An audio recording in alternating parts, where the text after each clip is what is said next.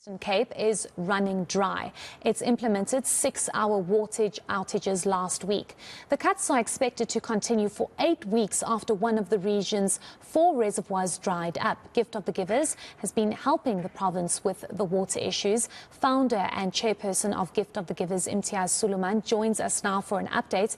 Thank you so much for your time, Mr. Sooliman. We do appreciate it. I think this conversation must be a broad one because we need to understand how much the Gift of the Givers are actually doing. But let's start off with the Eastern Cape. The situation is very dire. We had the Nelson Mandela Bay Municipality on the show earlier on, and they've told us that the dam levels are dangerously low. How much work have you done in that particular province? Good evening, Heidi. Yes, the dam levels are dangerously low. We've engaged the municipality, the business chamber. Actually, we were called by them, by the municipality and the business chamber at the end of May, and then we went again last week. But there's measures that have to be taken, which have to be practical. It has to be done right now. And if there's no rain, if the dams are not full and there's no water, the only other option is two. One is to save water from being wasted, and there's a lot of leaks in the area. And secondly, to use groundwater. And in the process, we found a third option, which I'll talk about now. In terms of the leaks, fortunately, the business chamber, driven by big companies, have put teams, they've given contracts, and from tomorrow, I think they'll be going out to fix as many leaks as possible. They're also fixing leaks besides the road in schools, giving contracts to fix leaks in the schools itself. All that can be a substantial saving. Every liter saved means there's more water for another day. But the public itself, we make a call to them. I'm not saying they're using too much water, but every half a liter they can save will be beneficial. If they have leaks in their own homes, in the toilets, in the taps, in the garden, please attend to that. That will all benefit. You have to work together. There's no other way of saving that city. The second aspect, besides the leaks, is groundwater, and that's where we've come in. We've already drilled 2 boreholes in a school called Alpha Primary School.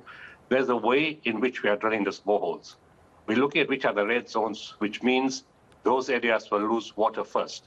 So there's no point in other areas that they're going to lose water in 30 days' time. We have to go where water will be lost first because we need to intervene rapidly.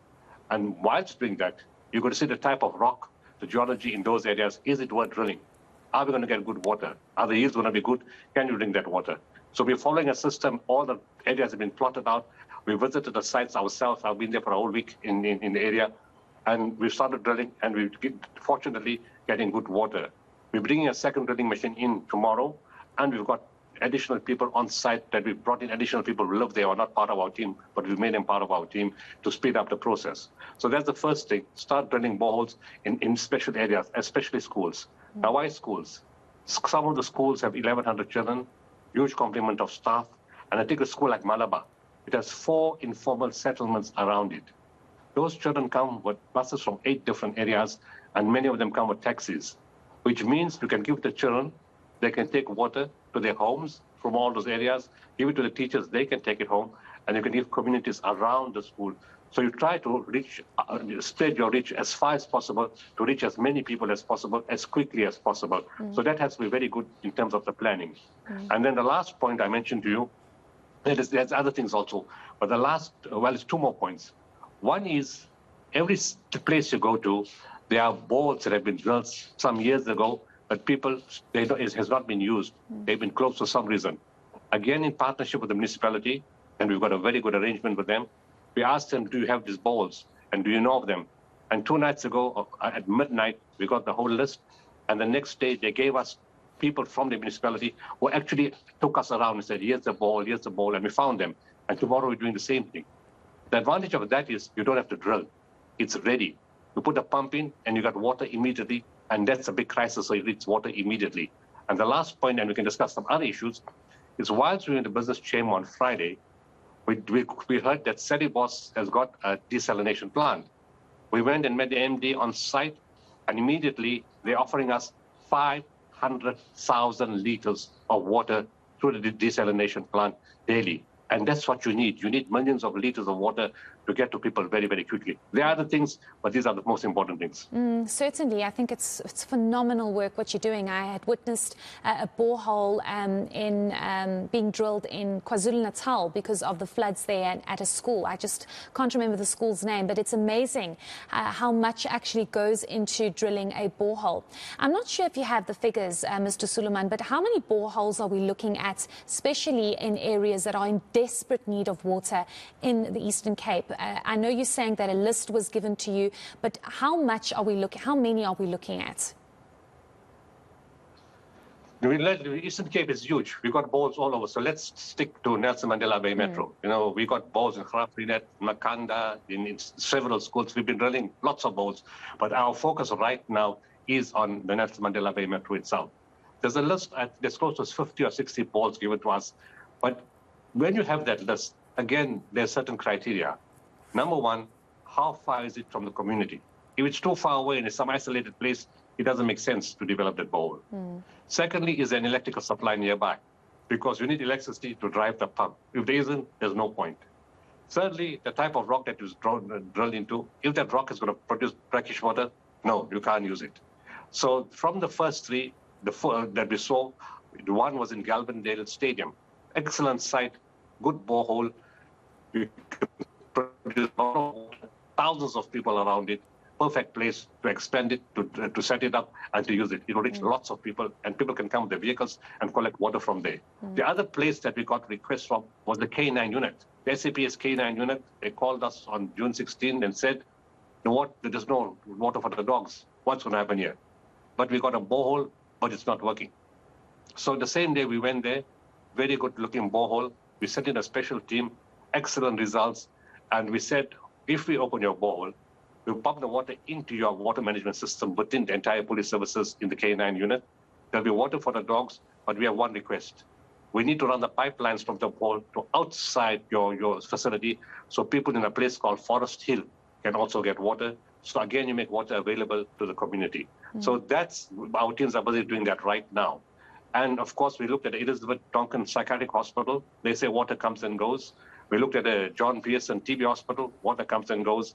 So areas like that, where the water comes and goes, the combination of boreholes that are available from the municipality and the boreholes that we are going to drill. And then in addition to that, we asked the municipality for points. Where do they want to put JoJo tanks? We brought in 100 JoJo tanks already overnight, over the weekend. And we will put those in different points where maximum need is, where there is no borehole from the municipality, where we haven't drilled a borehole, where there's no time to drill a borehole, but you need to get water quickly to the people. And the advantage of that is the desalination plant water can go.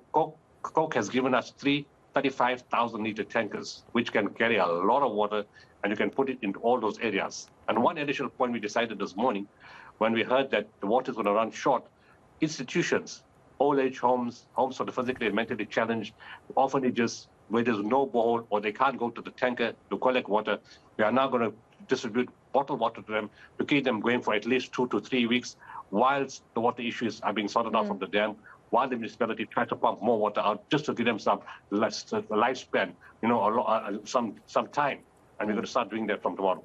Certainly, the situation's rather dire. Just lastly, Mr. Sooliman, perhaps we can speak about the rest of the country. I know you've done extensive work here in Gauteng, for example, at Rahima Musa Hospital and Helen Joseph Hospital. Hospitals are also in desperate need. I do know that the Human Rights Commission was alerted on Monday about there being no water at Rahima Musa. So it's a big concern, but perhaps a picture for the rest of the country, even in KwaZulu-Natal, where people are in desperate need of water because of the damage to infrastructure from those floods?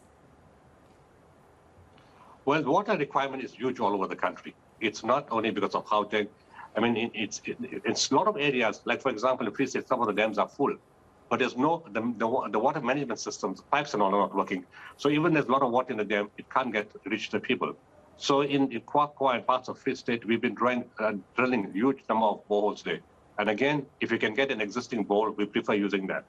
We've drilled boreholes in many of the hospitals in Eastern Cape. The drought situation is way beyond, Nelson Mandela Bay only. We've got 15 boreholes in Makanda. We've got 12 in Graaff-Reinet. We put in 2 in Klipplaat. We put in 7 in Adelaide. You know, we put in some in Bedford. In a place called Cromie, there was no borehole. People are dependent on water coming from Adelaide. We put in a borehole with a windmill to drive it. We're identifying other areas to put it in. And then in Tonga, where you went, we put in 15 boreholes there, and then another 2 we cleaned out. And right now, there are other areas. The whole of eThekwini now is going to be on water rationing because the pipes from the Negal Dam have been destroyed, and it's going to take a whole year to fix.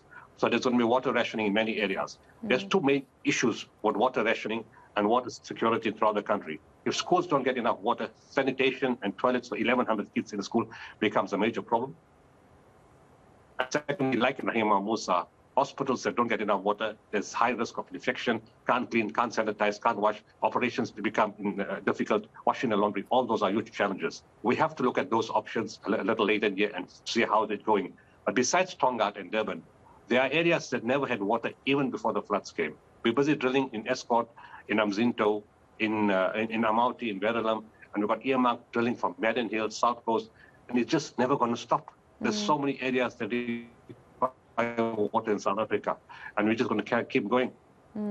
Well, we wish you all the best, and we send you lots of strength and support, because I think what you're doing is absolutely phenomenal. They always say that water is life, and many of these communities just struggle on a daily basis. So we thank you so much for constantly being that gift to many communities. That was the gift of the givers, Imtiaz Sooliman, speaking to us about the work they are doing in various communities, because we do know that there is definitely a water crisis, especially in Nelson Mandela Bay.